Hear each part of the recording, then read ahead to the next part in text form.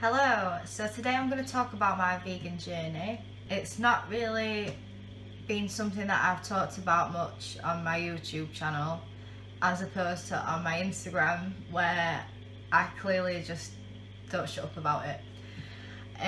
But it's only because I'm really passionate about it, and hopefully this video will explain why. So a few years ago, I'd say nearly 4 years ago, I watched a documentary called Earthlings, and it's basically no bullshit, no fluff, no manipulation or anything. It just shows you how animals are treated in food, the clothing industry like leather, silk and everything, pets, zoos and entertainment and stuff, pretty much everything, animal testing, pretty much everything, because there are a lot of industries that exploit and hurt and kill animals, and I really didn't realise how bad it was. I just thought that, you know, there are laws put in place and, you know, that's what they're there for, as horrible as it is to say that, like that is what I thought, because I've been brought up to think like that. So when I saw all of that, just as it is, I just ended up crying the whole way through, pretty much. I could not believe that that kind of violence and gory, gratuitous suffering existed in today's society. And was legal, and in such a large, like, I just couldn't believe it. And so obviously after that I was like, you know, shit, I can't eat meat and stuff anymore, I'm gonna change my makeup and everything. And after I watched the documentary, I was like a lot of people, I was in pretty much like, oh, you know, that's it, like starting from tomorrow, that is it, like I can't do this anymore, like I'm just gonna do the whole thing all at once. That isn't what happened. I think a few days after I had a sausage sandwich because I was really hungover, and you know, a few years ago there wasn't really many vegan options like readily available for that kind of situation. I don't think there was even Linda McCartney sausages at the co-op to make a sausage sandwich with, you know, that takes literally like 10 minutes. So yeah, like I screwed up a few times, and I had this internal battle with myself about chocolate and stuff. You know, like, oh yeah, well, dairy's not as bad, you know, I can still eat dairy, nobody gets killed. They do. They do get killed, and cows do suffer and die for cheese, milk, yogurt, ice cream, chocolate, all that shit. And as I said back then, there weren't that many vegan alternatives, so I literally just had to stop eating stuff like that. And I loved cheese, I loved prawns, I loved McDonald's, I loved Galaxy chocolate and Ben & Jerry's and all that kind of stuff, and I just had to completely cut it out. And that was hard. That was hard because I didn't know anybody else that was vegan in real life. I don't even think that I followed any vegans on Instagram or anything. I don't even know if I had Instagram back then. I can't remember. But I did see a YouTube video from Tim Sheaf, Human Timothy. He's a free runner, athlete guy, and I was like, whoa. You know, like completely mind blown, and it completely changed my perception of, you know, food and clothes and makeup and everything, and the importance of basically somebody's life over your convenience. because, you know, at the time I was still thinking, well, yeah, but I'd really miss cheese, I'd really miss Estee Lauder Double Wear foundation, I'd really miss leather stuff that I've got. And looking back, that was really selfish of me to think like that. I can't believe that I ever used to think like that. Like, I was prioritising somebody's life, somebody's well-being, you know, somebody's right to live out and enjoy the life over me having a certain kind of foundation, or wearing a certain kind of perfume, or, you know, eating a fucking McDonald's. Like, there is so many more nicer things to eat, wear, use, that doesn't involve animal suffering. But I just didn't see it like that, because I had been indoctrinated and brainwashed into thinking that it was okay to put somebody through that, the vile suffering, for something as trivial as a bottle of perfume or a hamburger. Like, no. And then I started looking into more to do with the ethical side of things. You know, is this actually real, or are they having me on? Is it exaggerated? And it is not exaggerated. Even in the UK, where we have RSPCA approved farms, red tractor and all that, free range, grass fed, it is basically all a marketing ploy to make people buy the products and not feel bad about buying the products. And before, I thought that that was like a measure of welfare of the animals, or, you know, whatever. But even if it was, at the end of the day, they're still put through this enslavement, and they're not allowed to do anything or go outside or live out the natural lives that they're supposed to live. And they all go to the same slaughterhouse at the end of the day, so it doesn't really make much difference. So yeah, and then I started looking into the environmental side of things, starting obviously with cowspiracy, where most people start, which again, like Earthlings, very straight to the point, very factual, very boom, boom, boom, boom, boom, this is how it is. Gives you some like comparisons to put things into perspective, like one hamburger equals something daft like 3 months of showering or something. I'll stick the actual statistics on the video in text, because I can't remember. You think I would remember though, the amount of debates I get into. So yeah, like, and 90% of the world's rainforests being cut down to make way for animal agriculture. Like, that is extreme. And people were saying to me at the start, well, they still do now really, but people were saying to me at the start, like my family and my friends and, you know, all that, well, it's extreme. You know, it's not extreme. If you think about it, if you actually, like, forget what you've been taught and what you used to and the fact that you like the taste of animals and stuff, if you actually think about it, what's more extreme? Choosing not to inflict suffering and pain and death on animals for 5 minutes of palate pleasure, or doing that, you know, like, and the way that we do it on mass scale, it's just horrifying, absolutely horrifying. There's 56 billion land animals a year that get killed for food, bred and killed for food.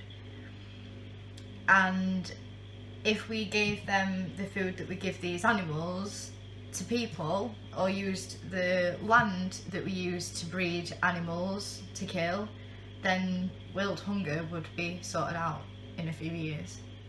And to somebody that hasn't thought about this before, you probably sat there going like, oh yeah, whatever, you know, preachy vegan.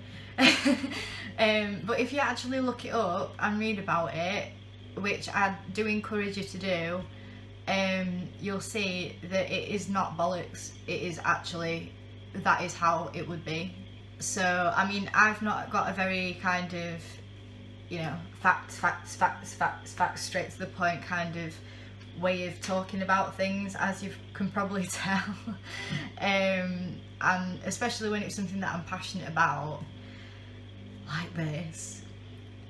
So yeah, I mean, I will stick some links of places that you can find out this information, and you know, all the statistics and stuff, all the solid stuff, all the studies, and yeah, all that in the description box, because I'm not very, and I can't remember it all, to be honest. There's that much stuff that I've, you know, read and tried to retain, and having ADHD and that, like, well, ADD, like, it just goes in one ear and out the other a lot of the time. So yeah, there was Cowspiracy, and then things just kept cropping up, like different things, different studies, different bits and bobs of information, and then I'd like go in and read and check to see if that was right and stuff like that, and it just kept blowing my mind piece after piece.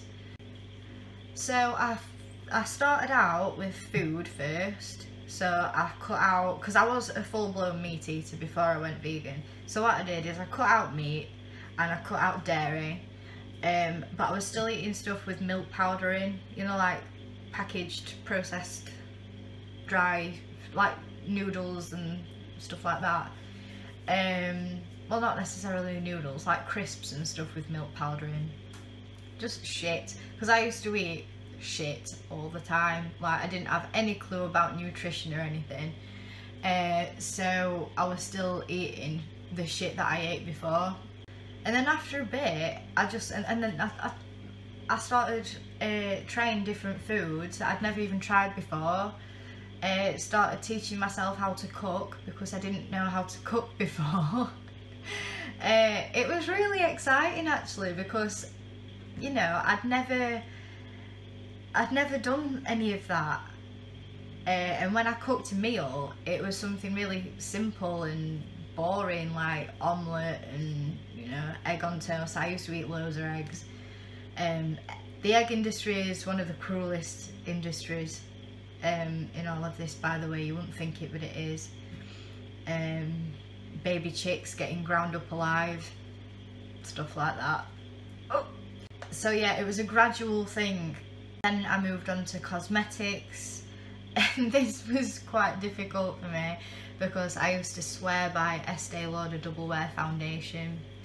I wouldn't use anything else, and a lot of the other stuff that I used was not cruelty free and vegan, so I had to use all that stuff up and then try new brands and stuff.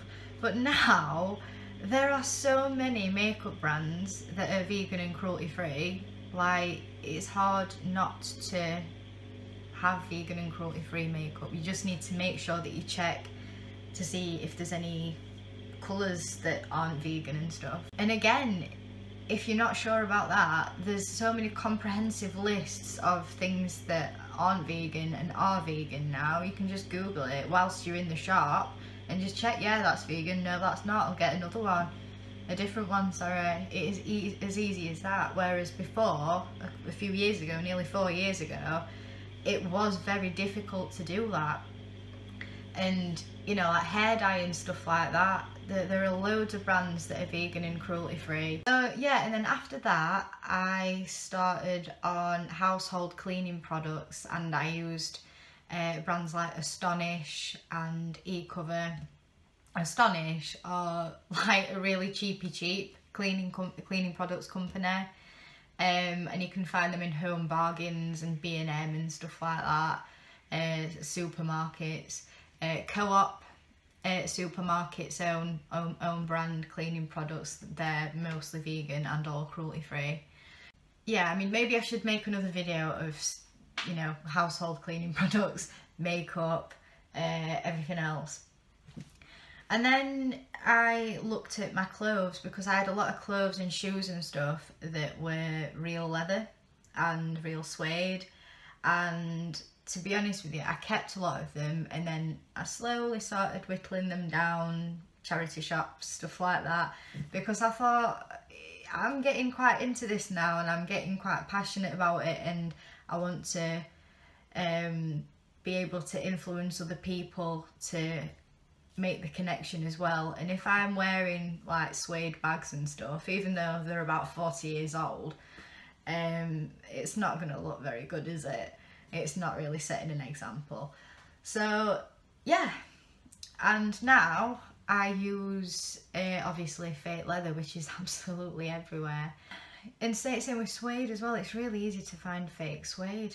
Yeah, and because of my change in diet, like I was eating a lot of whole foods, plant-based stuff, particularly in the start, because there wasn't a lot of meat alternatives and all that kind of stuff, and I lived on my own, so I didn't want to spend loads of money on stuff like that anyway. Not that it's much more expensive, I'd say that it's even cheaper, in fact, but still I'm quite stingy. And when you're cooking for yourself, you don't want to go all out and make a big effort, do you? You just want to have something to eat to stop you feeling hungry. So I was eating a lot of high carb, low fat foods, a lot of fruit, veg, rice, beans, potatoes, pasta, drinking more water, and naturally my health just improved. I dropped 2 dress sizes, my skin cleared up. I don't even know if it was IBS as such, but I did have a lot of IBS symptoms on and off, and I'd have patches of it where it'd be really uncomfortable and painful, and you know, bloating, really bad bloating, and diarrhea and constipation and stuff, like, you know, you probably know what IBS is, like it's not very nice. And I used to be quite fatigued a lot. That cleared up because I was getting the nutrients that my body needed. And yeah, I was eating whole natural foods, so the weight was dropping off naturally, not an unhealthy amount, and I just felt so much better. And now I have put weight back on, but that's because my boyfriend likes taking me out for meals. I'm not going to complain about that. And there are a lot more alternatives to ice cream and chocolate and cakes, and you know, there's a lot more vegan restaurants, and you know, there's vegan options wherever you go, so you're like, oh, I'll try that, that looks nice, and you know, and you get your belly back. But if I wanted to lose weight again, which I do want to lose a little bit, or you know, just slim down a bit more, should I say, it's easy to do that. Just go on a whole foods, plant-based diet, eat natural foods that you're naturally supposed to eat. So yeah, that's my vegan journey, and now I'm at the stage where I'm preachy, mainly on Instagram, so if that's something that winds you up, don't follow me on Instagram. And you know, I've been to slaughterhouses and seen these things firsthand, which isn't very nice. I've done activism in the street in Sheffield and Wolverhampton, and you know, people say that one person doesn't make a difference, but when you go vegan and people ask you why and stuff like that, and then they see what food you're eating and that, and it actually looks nice, it's not just lettuce, people are more inclined to be more open about it, and you know, and it is a domino effect. And I can't remember one statistic that I saw the other day. In 2016 in the UK alone, there were 500,000 vegans, and in April of this year, 2018, there are 3.5 million vegans in the UK, and that just shows like how fast the movement is growing. And yeah, people are starting to wake up, people are starting to, you know, want to take better care of themselves and animals and the environment.